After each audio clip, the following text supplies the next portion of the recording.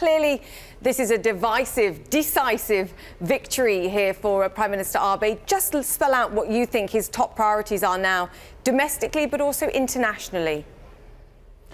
So he definitely wants to use the victory to kind of put additional momentum behind his effort to revise the Constitution, although that's still a very, very controversial policy item, something that he has close to his heart, but that remains quite unpopular.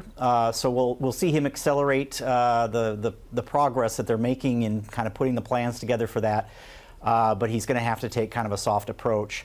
On the economy, more Abenomics, more monetary easing, more fiscal spending.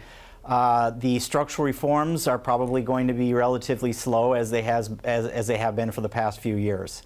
And then on the international front, he's got President Trump coming in at the beginning of November, and that's going to be a very, very big summit for him.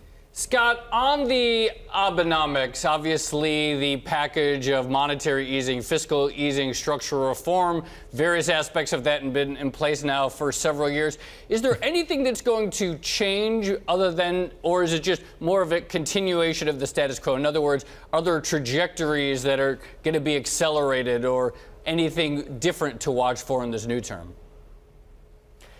So on the labor reform side, they have been kind of dragging their feet on that for a number of years. It's an issue that always has strong voices on either side of it.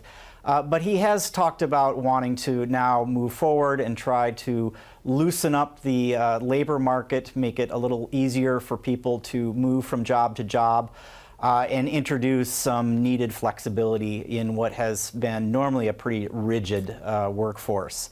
But honestly, I think that most people see this election as just a confirmation that we're going to see a lot more of what we've seen over the past 4 years.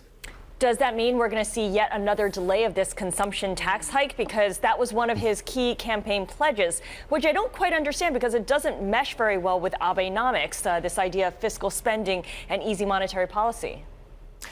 Right. Yeah, I would love to be able to look into the crystal ball and know if he's going to actually follow through on that pledge. Obviously, we've had 2 times in the past where he's decided to postpone it, arguing that the economy is not strong enough to withstand that type of shock.